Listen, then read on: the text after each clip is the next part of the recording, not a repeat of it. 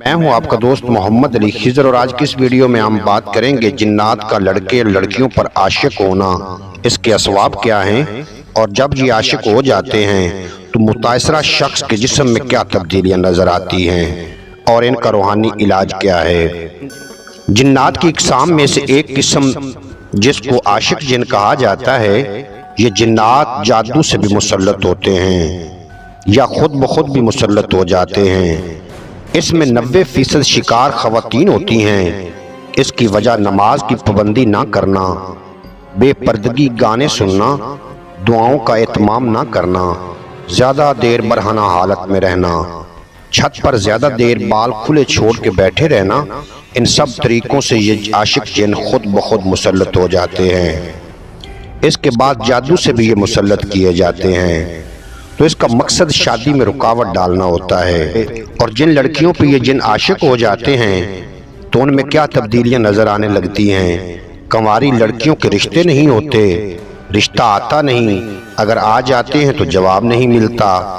کچھ لڑکیوں کو شادی کے نام سے غصہ آتا ہے، شادی کرنے کو دل نہیں کرتا، خود کو شادی کے قابل نہیں سمجھتی، شادی سے نفرت محسوس ہوتی ہے یا رونا آتا ہے۔ نمبر 2، اکثر خوشبو کا محسوس ہونا، حالانکہ کوئی آیا گیا بھی نہ ہونا، کسی نے لگائی ہو، شادی شدہ عورتوں کو حمل نہیں ہوتا، رپورٹس کلیئر ہوتی ہے مگر حمل نہیں ہوتا، یا رحم میں کوئی مسئلہ بن جاتا ہے، میاں بیوی میں چھوٹی چھوٹی بات پر لڑائی جھگڑا ہونا، بیوی کا شوہر سے ہم بستری نہ کرنے کا دل کرنا، شوہر سے نفرت کرنا، اس کا چھونا پسند نہ کرنا، بچوں کا چھونا نہ پسند کرنا، میاں کو بیوی کی شکل عجیب نظر آنا۔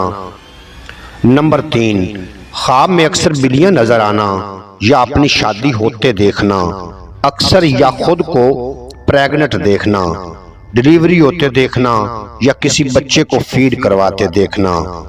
ان میں سے کوئی بھی مسائل ہوں تو کسی بھی اچھے دیندار عامل سے رابطہ کریں۔ یہ سب کچھ نارمل یا کوئی بیماری نہیں ہے، بلکہ عاشق جنات کی پرابلم ہے۔ کہیں آپ خود یا آپ کا کوئی عزیز جن عاشق کا شکار تو نہیں ہے؟ آئیے ذرا غور سے سمجھیں۔ جنات عاشق ہونے کے اسباب کیا ہیں؟ ننگے ہو کر آئینے کے سامنے بہت دیر تک کھڑے رہنا۔ نمبر 2، حمام میں بلا ضرورت بیٹھے رہنا اور اپنے جسم سے کھیلتے رہنا۔ نمبر 3، زیادہ تر اکیلے رہنا، اپنے آپ سے باتیں کرتے رہنا۔ نمبر 4، حمام میں رونا یا رات سونے سے پہلے تکیے پر سر رکھ کر رونا، جنات کو قریب لاتا ہے۔ اور آج کی اس ویڈیو میں ایک مختصر سا عمل آپ کی خدمت میں پیش کرتا ہوں جس سے وقتی طور آپ کو افاقہ ہوگا۔ بعد نماز عصر 101 مرتبہ، بعد نماز مغرب 101 بار، اور بعد نماز عشاء 101 مرتبہ پڑھا کریں۔ اللہم انی اعوذ بک من الخبث والخبائث۔